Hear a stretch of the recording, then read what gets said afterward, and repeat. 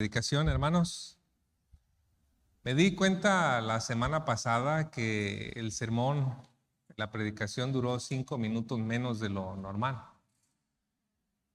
Por favor, tómenlos a crédito de esta predicación porque me voy a extender un poquito más.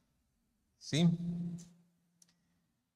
Bueno, vamos a iniciar con una pequeña serie. En esta ocasión no me voy a salir del tema de los salmos, pero quizá en las próximas sí. Pero vamos a iniciar con una nueva serie de predicaciones, solamente 5 predicaciones alusivas al tiempo de la celebración de la Reforma Protestante. Y quiero comenzar con señalar que el día 31 de octubre de 1517 fue una fecha o es una fecha tan importante para los cristianos en el mundo, como lo podríamos decir hoy que es el 15 de septiembre de 1810 para nosotros los mexicanos. Porque cada 31 de octubre se celebra esto que es la Reforma Protestante. En esta fecha se recuerda el acto de Martín Lutero de clavar sus 95 tesis en la iglesia del castillo de Wittenberg. Y en esa ocasión, cuando Martín Lutero hacía este acto, pues no tenía ningún propósito de ser sedicioso, levantar una revuelta, pero sí fue un punto muy importante que puso en marcha las cosas que culminaron en una división dentro de la Iglesia Católica Romana.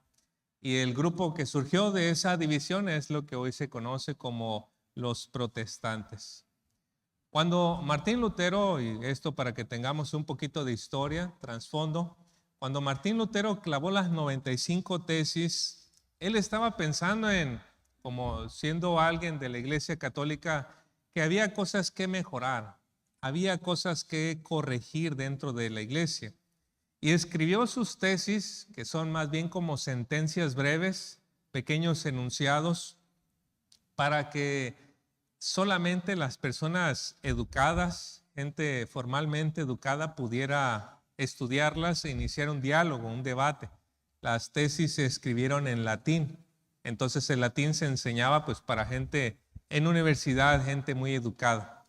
Sin embargo, alguien se tomó la molestia de ver las tesis, se sorprendió, las tradujo al alemán y las divulgó por toda esa parte de Alemania. Entonces ahora toda la gente conocía esos puntos en los que Martín Lutero veía había que corregir, había que cambiar dentro de la iglesia romana. Y había diversas situaciones dentro de la iglesia romana por las que estaban pasando, por las cuales las declaraciones de Lutero eran tan importantes.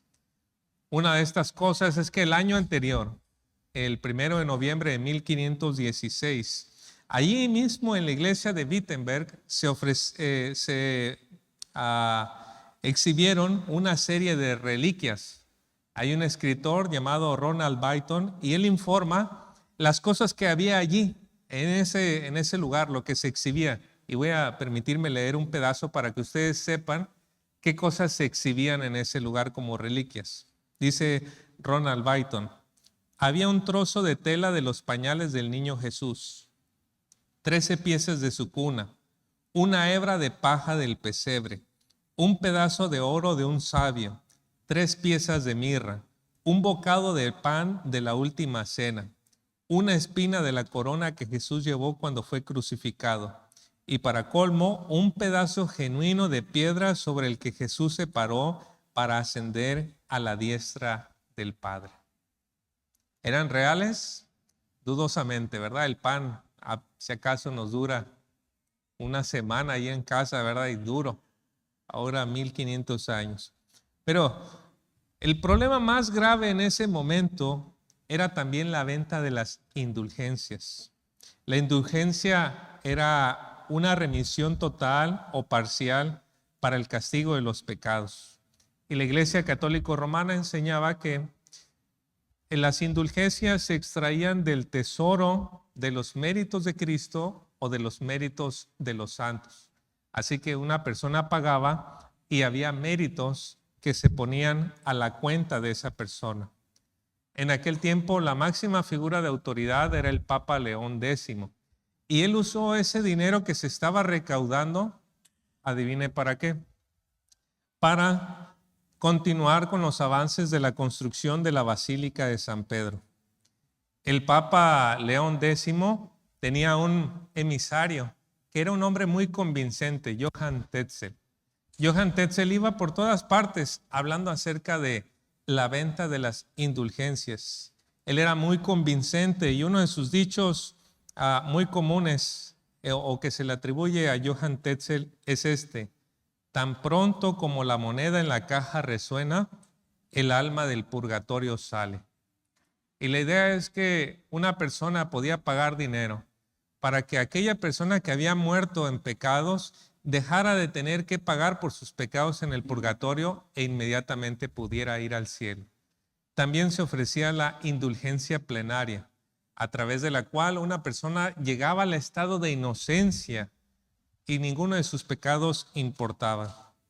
Este es un poco el trasfondo de la reforma, previo a la reforma. Si usted quiere estudiar el tema, pues va a encontrar causas sociales, causas políticas, causas económicas, pero nosotros nos queremos centrar en aquellas causas que directamente tienen que ver con la reforma. Y en medio de ese ambiente, pues Martín Lutero señaló varias cosas en sus tesis. Mire, voy a señalar algunas cosas en las cuales Lutero cuestionaba la autoridad del Papa.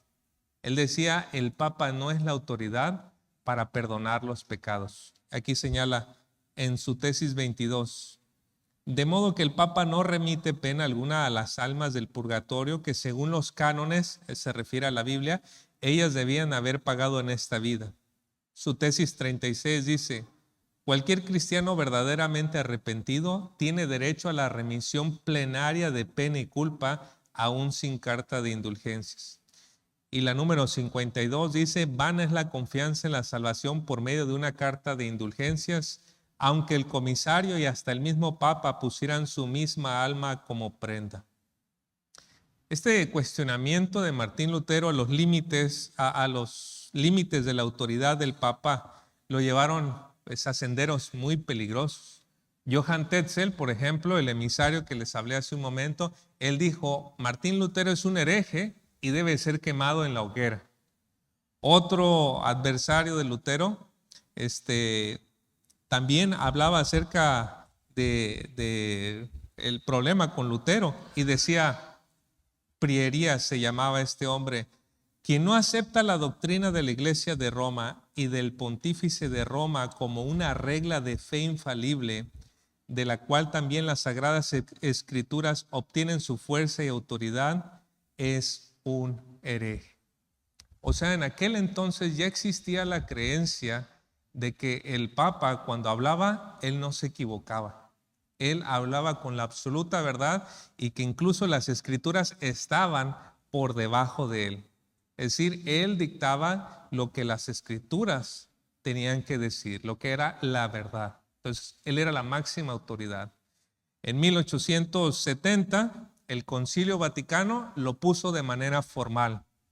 En aquel entonces era una creencia popular, pero en 1870 ya fue un dogma, fue algo establecido, que cada vez que el Papa hablaba ex cátedra, es decir, cuando él se sentaba a dar una palabra formal a la gente, él hablaba como un vicario de Cristo. Es decir, él hablaba como si Cristo mismo estuviese hablando y por lo tanto él era infalible, no se podía equivocar. Todo lo que él decía era la verdad. Bueno, Martín Lutero combatió con eso. Él debatía, el Papa se puede equivocar, el concilio se puede equivocar, pero las escrituras no. Las escrituras son infalibles, son inerrantes y son nuestra autoridad final. Lutero señalaba en sus debates que los errores que había en la Iglesia Católica Romana precisamente eran un error en el entendimiento de las Escrituras. Y por cierto que en uno de los debates que Lutero sostuvo, cada vez que debatía con algún adversario, cada vez Lutero se aferraba más y más a la creencia, la Escritura es la verdad, ella es nuestra máxima autoridad. Bueno, para resumirles un poquito la historia, en 1521 Lutero fue convocado en la ciudad de Worms con el gobernante germánico Carlos V y la dieta imperial. Y allí se le dijo a Lutero, Lutero, si quieres seguir bien, que llevemos la fiesta en paz, retráctate de todo lo que has dicho, de todos tus escritos. Y bueno, Lutero por ahí estuvo pensando y dijo, denme un día. Se fue, oró y Dios le dio la seguridad y llegó con esta resolución. Y la pueden ver también en pantalla. Él dijo estas memorables palabras, después de las cuales Lutero sabía ya no había vuelta atrás.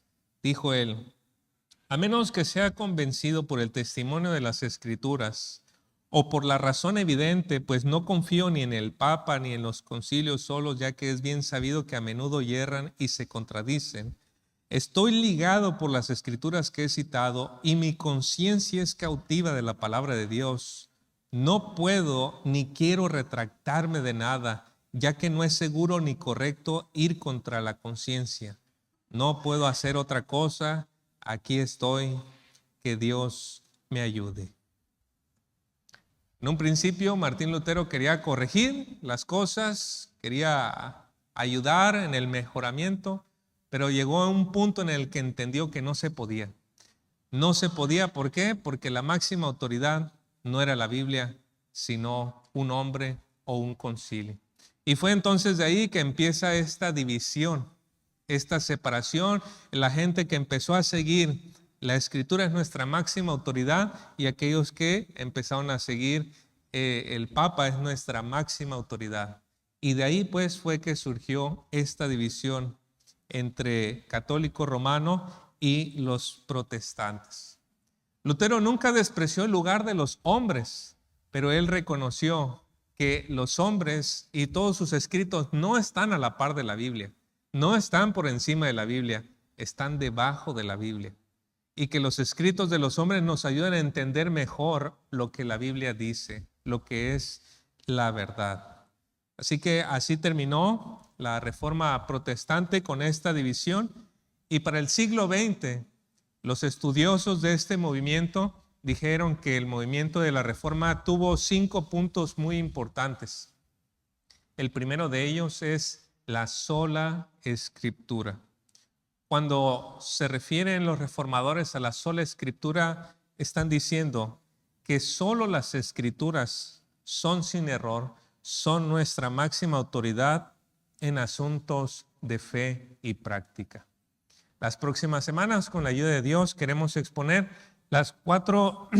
el resto de las 4 solas en el tiempo de la predicación, con el motivo de por qué fueron tan importantes y son importantes para nosotros hoy. Es el legado que nos dejaron en aquel tiempo. Es todo cristiano en la actualidad, o la mayoría de los cristianos provenimos de ese legado que llevaron a cabo los reformadores. Así que hoy queremos honrar ese legado enseñando lo que las propias Escrituras dicen acerca de sí mismas. Así que para este propósito, después de esta larga introducción, acompáñenme al Salmo 19, por favor. Salmo 19.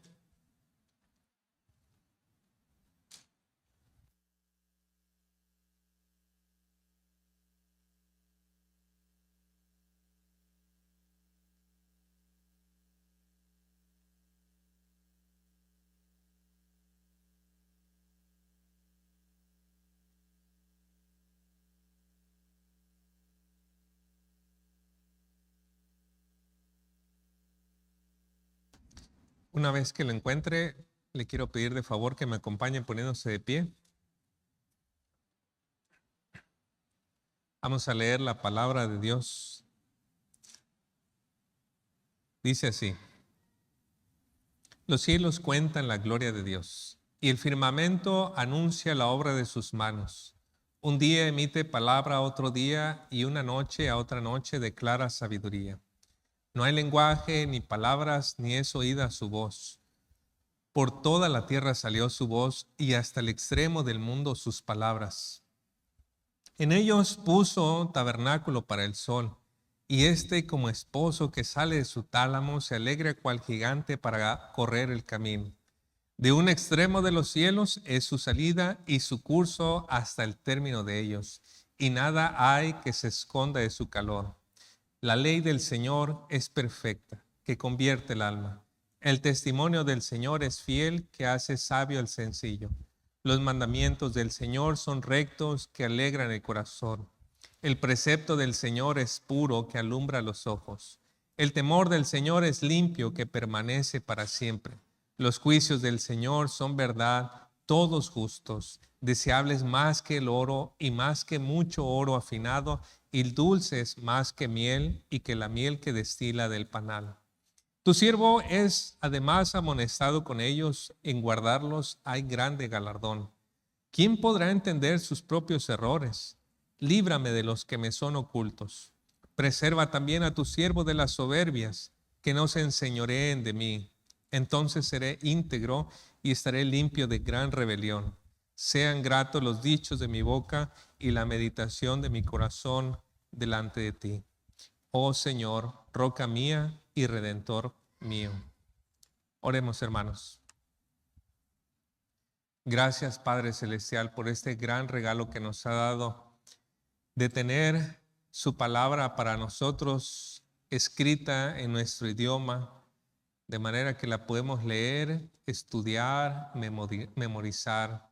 Gracias también por los maestros que ha levantado para que niños y adultos y jóvenes puedan recibir su palabra explicada en una forma clara y aplicada también para sus vidas.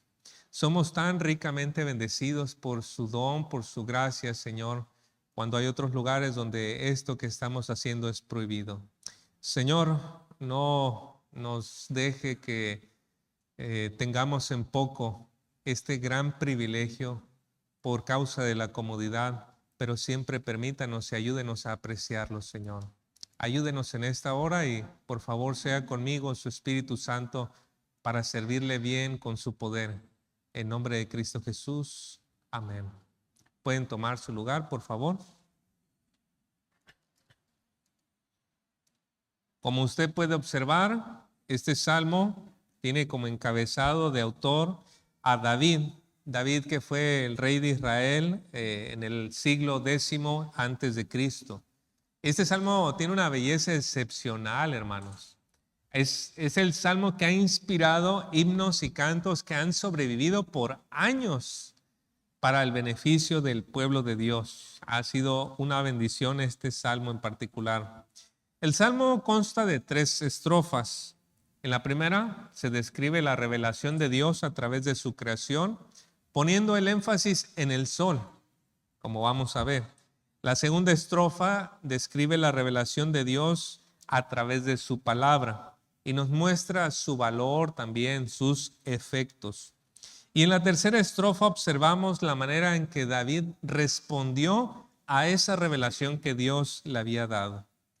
Por el tema que nos ocupa en esta mañana, yo quiero centrarme en la parte del medio, pero voy a exponer también lo demás, pero la parte del medio, la revelación de Dios a través de su palabra. Y para eso veamos el primer punto, la revelación de Dios a través de su creación. Mira ahí el versículo 1. Los cielos cuentan la gloria de Dios y el firmamento anuncia la obra de sus manos. 2 líneas paralelas con un sinónimo y expresan básicamente lo mismo. Los cielos y el firmamento se refiere a todo lo que está en la atmósfera y todo lo que está más allá de la atmósfera, es decir, todo el universo, estrellas, planetas, galaxias, hoyos negros, todo eso revela la gloria de Dios, revela su sabiduría para tener todas estas cosas perfectamente ordenadas, revela su poder para hacer todo esto con detalle.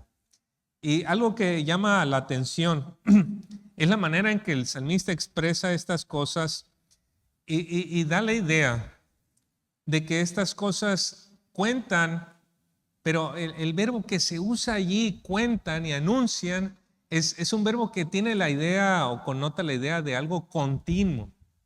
Es como si las estrellas, el cielo, los planetas estuvieran constantemente hablando, alabando a Dios, anunciando nuestro Creador. Él es el soberano, Él está sobre todo, Él es sabio. Es como si todas estas cosas estuvieran constantemente hablando, sin parar. Eso es muy llamativo.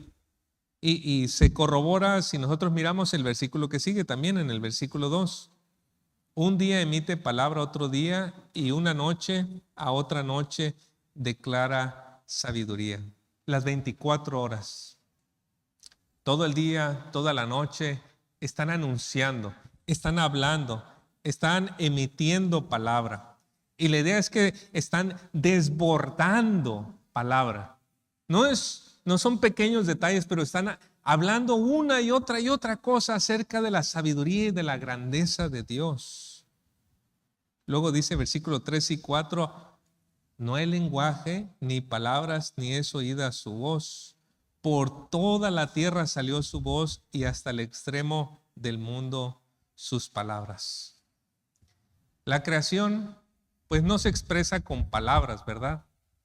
No vemos en las nubes un versículo, ¿verdad? No se expresa con palabras, pero claro que el mensaje nos llega fuerte y claro y a todos los rincones del mundo. En este preciso momento, habrá alguien con un telescopio, con un microscopio, observando pequeñas células moviéndose y está admirado. En otro lugar del mundo, alguien está con un telescopio mirando las estrellas y está admirado de todo esto.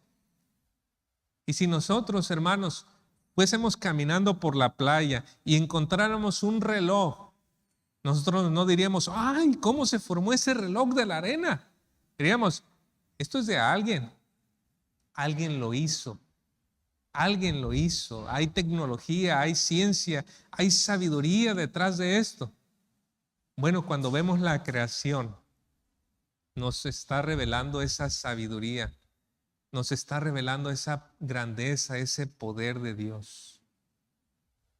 Cuando se descompone la bomba de la iglesia, que sucede cada 3 o 4 años más o menos, me recuerdo que Dios le puso a nuestro cuerpo también una bomba que funciona todo el día y que llega a veces a funcionar hasta por 100 años, el corazón. Aquella bomba está intermitente y 4 o 5 años con todo el ingenio humano, ¿verdad? Pero esta que Dios puso con esa complejidad bombeando sangre todo el tiempo sin parar. Asombroso, ¿no? Todo eso revela la gloria de Dios. Pero versículos 4 al 6 está específicamente volteando a ver hacia el sol. El tema cambia de los cielos, ahora particularmente al sol. Dice versículos 4 al 6, por toda la tierra salió su voz, y hasta el extremo del mundo sus palabras. En ellos puso tabernáculo para el sol, y como esposo que sale de su tálamo, se alegra cual gigante para correr el camino. De un extremo de los cielos es su salida, y su curso hasta el término de ellos, y nada hay que se esconda de su calor.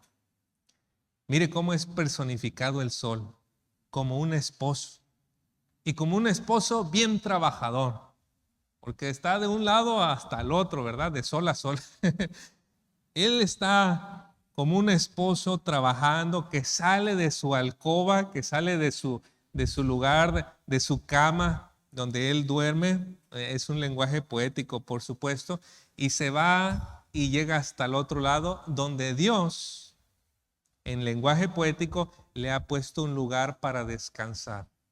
Es como mi trabajador se levantó y llegó a un lugar donde Dios le preparó para descansar hasta el siguiente día. Un tabernáculo le hizo Dios. Muchas culturas en la antigüedad, e incluso en el presente, adoran al sol, ¿no? ¿Por qué? Por su inmensidad. Porque no lo puedes ver por mucho tiempo sin que eso te moleste. ¿Por qué? Porque es un agente vital para producir vida en la tierra.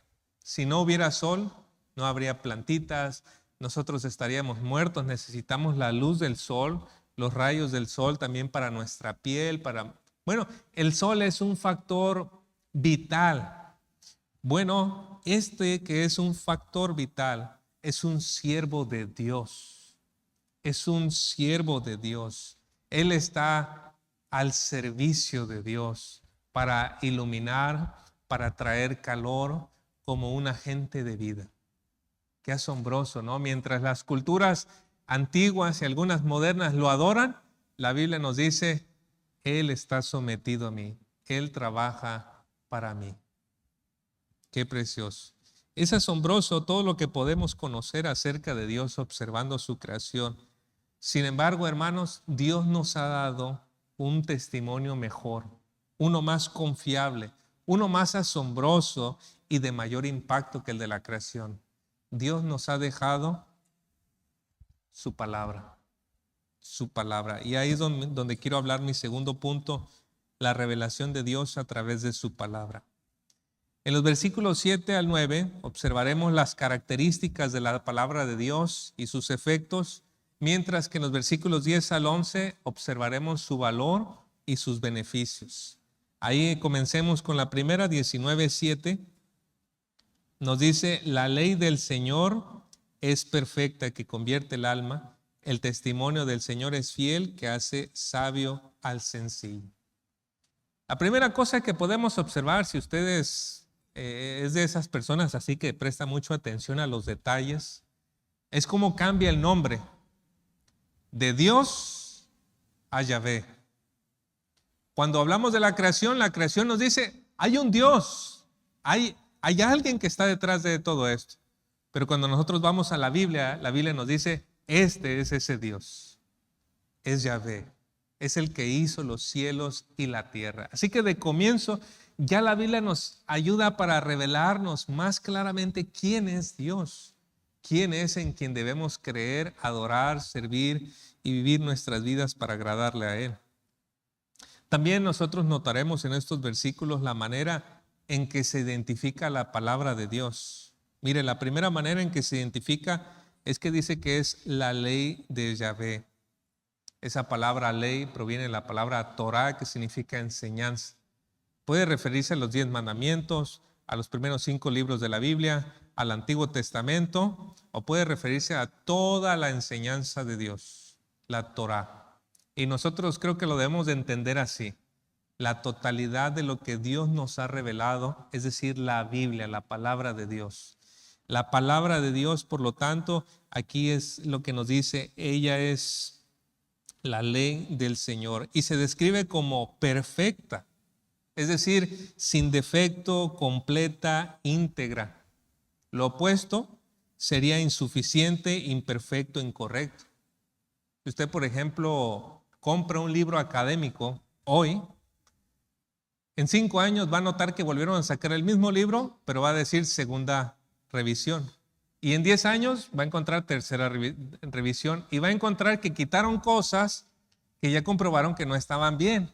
Y van a añadir cosas que se dieron cuenta que eran mejorías. Y le van a hacer parches y van a agregar fe de ratas al final, ¿verdad? Errores que encontraron en lo escrito, pero no así con la Biblia. No así con la palabra de Dios. No necesita enmendaduras, no necesita parches, está completa, es perfecta. ¿Y cuál es el efecto de la palabra de Dios? Ahí dice que es perfecta y convierte el alma. Esa palabra convertir es de la palabra volver, proviene de esa palabra volver. Y volver con la idea de restaurar una relación. Usted se pelea con alguien y esa persona se va, entonces se usa esta palabra para decir que esa persona vuelve, platican, restauran la relación. La palabra de Dios hace eso, hermanos. Ese es el efecto de la palabra de Dios, hacernos volver a Dios, llevarnos hacia Él, nos muestra el camino. Sea que tú nunca has venido a la fe en el Señor Jesucristo, o sea que tú viniste y te desviaste, la palabra de Dios tiene el efecto de hacerte volver a una relación restaurada con Dios. Ella restaura el alma, convierte el alma. La segunda característica de la palabra de Dios, ahí nos dice que el testimonio de Yahvé es fiel. La Biblia, la palabra de Dios, es el testimonio. Ella nos dice lo que Dios dice. Es decir, lo que Dios quiere decirnos, aquí está. Esta es la palabra de Dios. Y es fiel en el sentido en que es verdadero, concuerda. Ahí en 2 de Pedro 1:21, la Nueva Versión Internacional dice: porque la profecía no ha tenido su origen en la voluntad humana, sino que los profetas hablaron de parte de Dios, impulsados por el Espíritu Santo. Así que nosotros tenemos aquí un libro de hombres. Usted puede decir, sí, tiene lenguaje humano, pero el Espíritu Santo dirigió todo lo que nosotros tenemos escrito aquí. Por eso decimos que a la misma vez que es un libro escrito por hombres, es un libro cuyo autor es Dios, cuyo autor es el Señor. Ahí en el Salmo 19 leímos que es fiel. Esta palabra es confiable. ¿Y cuál es su efecto, hermanos? 19, que dice en el 7, hace sabio al sencillo. ¿Sabe usted quién es el sencillo? Es la persona sin criterio. Es la persona que no sabe muy bien, qué está mal. Es la persona que es incapaz de discernir cómo actuar en ciertas ocasiones o si esto le va a afectar o no le va a afectar. Ese es el sencillo o el simple que también dice en el libro de Proverbios. Bueno, la palabra de Dios tiene tal poder, hermanos, que puede agarrar a un hombre así y convertirlo en un hombre sabio. Qué sorprendente que pueda hacer eso. Usted puede pasar mucho tiempo tratando de ayudar a alguien simple y lo va a dejar casi igual. Pero la palabra de Dios tiene el poder de llevarlo de acá hasta acá, de ser un sencillo a ser una persona sabia, prudente, con criterio, con una brújula moral que seguir. Luego, Salmo 19:8 dice: los mandamientos de Yahvé son rectos, que alegran el corazón. El precepto de Yahvé es puro, que alumbra los ojos. La tercera característica, que los mandamientos de Yahvé son rectos. Estos mandamientos aluden a principios. En la palabra de Dios tenemos principios que regulan nuestro carácter, regulan nuestra conducta, nos ayudan acerca de qué decisión debemos de tomar. La Biblia no te dice toma ese trabajo, pero quizá te da los principios, o bueno, mejor dicho, te da los principios para saber si debes o no debes de tomar ese trabajo. Nos otorga eso, nos da los principios. Y estos principios de Dios son correctos para el propósito que nos son dados. ¿Cuál es el efecto? Alegra el corazón. ¿No es cierto, hermanos, que hay gozo en obedecer la palabra de Dios? ¿No es cierto que cuando obedecemos al Señor sentimos ese gozo en nosotros? Y cuando desobedecemos, ¿cómo se siente, verdad? Corazón se apachurra y decimos, viene la culpa, viene la tristeza, y bueno, el diablo le sigue echando leña y el fuego. Pero cuando obedecemos, trae gozo. Ese es uno de los efectos de la palabra. Cuarta característica, el precepto de Yahvé es puro. Y aquí se refiere a mandamientos. La Biblia no es un libro de sugerencias, no es un recetario de comida que nosotros, a ver cuál me gusta, ¿verdad? ¿Cuál postrecito?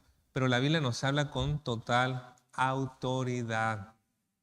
Dios nos habla con autoridad. Y esa autoridad de Dios no es opcional, pero son mandamientos puros, son claros. Las cosas que Dios nos manda hacer no son extrañas, no son místicas, no contienen motivos dudosos, son claros esos mandamientos. Y el efecto de ellos, hermanos, dice, alumbra los ojos. Le dan a uno claridad para saber qué está bien y qué está mal. Algunos pueden estar con ciertos dilemas éticos y cuando el problema se le presenta a alguien bien versado en las Escrituras, él puede ver claramente, esto es un robo, esto es una mentira, Pero otros ven dilemas éticos cuando la palabra de Dios dice, esto está mal.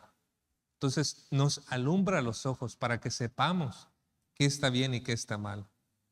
Capítulo 9, versículo 9. El temor de Yahvé es limpio, que permanece para siempre. Los juicios de Yahvé son verdad, todos justos. La quinta característica con su efecto es el temor de Yahvé. Y dice que es limpio, que permanece para siempre. ¿Cuál es el efecto de la palabra de Dios en nosotros? Producir temor, hermanos. Producir reverencia. Cuando nosotros empezamos a estudiar con cuidado la palabra de Dios, nos tiene que llevar a una conciencia más grande de quién es Dios. Tal vez antes podíamos referirnos a Cristo en una manera sin mucho cuidado, pero cuando llegamos a la Escritura y nos damos cuenta quién es Cristo, quién es el Señor Jesucristo, nuestra reverencia, nuestro respeto, nuestro honor hacia Él crece mucho. Y tenemos cuidado con las cosas sagradas. Y tenemos cuidado en la manera como nos conducimos. Ese es el efecto de la palabra de Dios, producir temor, reverencia. Eso es lo que está hablando aquí. Y luego dice que esto es limpio. El temor de Yahvé es limpio. ¿Qué quiere decir eso? En el Antiguo Testamento había cosas limpias, mejor acá, limpias y cosas inmundas, ¿no? Las cosas limpias servían para los propósitos del templo y las cosas inmundas no servían para los propósitos del templo. Cuando nos dice que el temor de Yahvé es limpio, es que toda la palabra nos ayuda en la manera que nosotros podemos servir a Dios. Toda ella nos conduce en una vida agradable para el servicio a Dios. Y por eso mismo su efecto es que permanece para siempre. El cielo y la tierra pasarán, dice Mateo 24:35, mas mis palabras no pasarán. La sexta característica, hermanos, es que los juicios de Yahvé son verdad. Todos son justos. Lo que Dios dice, eso es. Entonces la gente, por ejemplo, al pecado le llama experiencia. No, eso no son cosas malas, no son pecados, son experiencias. Y la Biblia dice, pecado es pecado. Blanco es blanco, negro es negro. Otras personas catalogan de cierta manera, pero lo que Dios dice, los juicios del Señor son verdad. Todos ellos son correctos. Cuando consideramos todas estas cosas, hermanos, ¿no nos sorprende el privilegio que tenemos de tener una Biblia con nosotros? ¿No es sorprendente el hecho de que tengamos la palabra de Dios accesible en nuestro idioma? Mire, la Biblia no debe de ser una carga para ninguno de nosotros. Debe de ser un privilegio. Debe de ser un honor que podemos tener nuestras Biblias.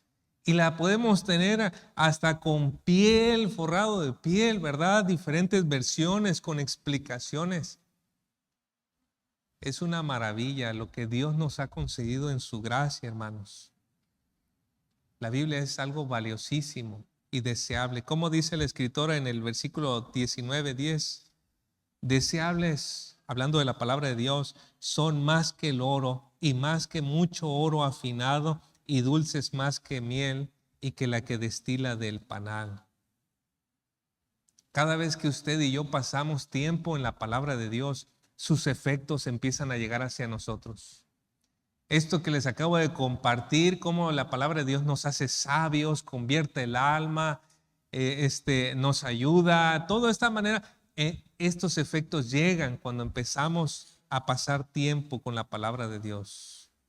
La palabra de Dios también nos advierte para no ir por el mal camino y nos incentiva para ir por el correcto. Dice en el versículo 11, tu siervo es además amonestado con ellos, en guardarlos hay grande galardón. La Biblia nos muestra los dos caminos, ¿verdad? Vas por el camino malo, dice, cuidado, nos advierte, nos amonesta. Y vas por el camino correcto y te dice, sigue allá. Hay una recompensa. Prosigue, ve adelante. Es una bendición las Escrituras, hermanos, la palabra de Dios. ¿Cómo deberíamos de responder usted y yo a esto? Ese es mi tercer punto y un poquito más breve. La respuesta apropiada del hombre a la revelación de Dios. ¿Sabe usted cuál es la respuesta apropiada? Orar. Le tomé de sorpresa, ¿verdad? Orar. Note cómo lo hace el salmista. Versículo 12. ¿Quién podrá entender sus propios errores? Y aquí está su oración. Líbrame de los que me son ocultos. El salmista está orando y pidiendo al Señor, Señor, ayúdame a reconocer aquellas cosas en las que no me doy cuenta. He hecho cosas y han venido consecuencias y tengo culpa, pero no sé qué. ¿Y qué es lo que va a usar el Señor para revelarle? La palabra. Así que cuando nosotros tenemos la palabra, tenemos que orar y decir, Señor, muéstrame aquello que está mal en mí. El orgullo nos ciega, hermanos. La soberbia nos ciega. Nos hace pensar que tenemos que arreglar algún pelito salido por ahí. Pero a la verdad, a la luz de la santidad de Dios, tenemos que hacer una cirugía mayor, una cirugía plástica mayor en todo nuestro cuerpo. Un trabajo constante y profundo en nosotros. Lo primero que tenemos que hacer es orar, Señor, líbrame de los pecados que son ocultos. La siguiente oración que tenemos que hacer, versículo 13. Preserva también a tu siervo de las soberbias, que no se enseñoreen de mí, entonces seré íntegro y estaré limpio de gran rebelión.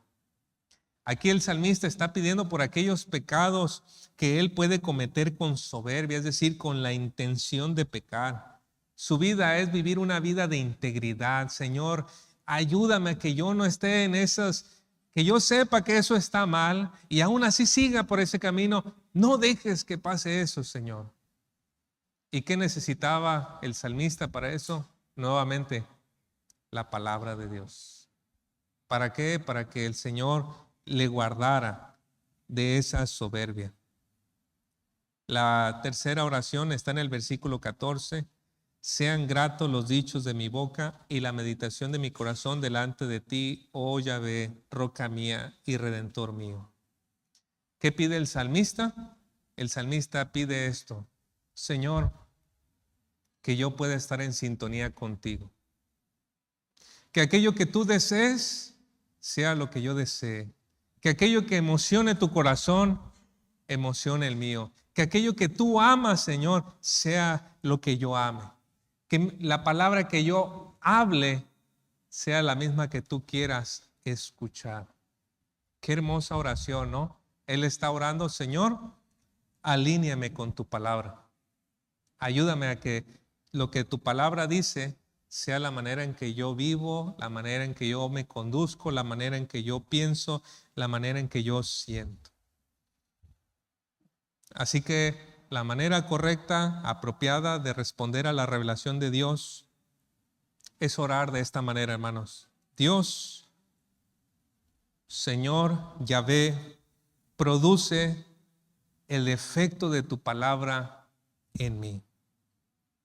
Y ayúdame de esta manera a tener una comunión más cercana contigo, Señor. Ya para concluir, hermanos, Dios se ha revelado. Nos ha dejado Dios la naturaleza para que en ella veamos su sabiduría, para que veamos su poder. Pero mejor que todo, hermanos, Dios nos ha dejado su preciosa palabra. Oremos que Dios use su palabra para producir su efecto en nosotros. Vamos a orar. Gracias, amado Dios y Padre Celestial, por esto que hemos aprendido en esta hora, Señor. Es una bendición tan grande su palabra. Y queremos, Señor, no solamente los domingos, pero entre semana. Ayúdenos, Señor. Ponga tal hambre y tal sed en nosotros de comenzar a leer, a estudiar, a memorizar su palabra, Señor, para que nuestras vidas se conduzcan en integridad y para que le sirvamos bien, Señor, para que estemos en una relación, en una comunión más cercana. Gracias, amado Señor, en el nombre de Cristo Jesús. Amén. Pues gracias por su atención, que el Señor les bendiga, tengan una excelente semana.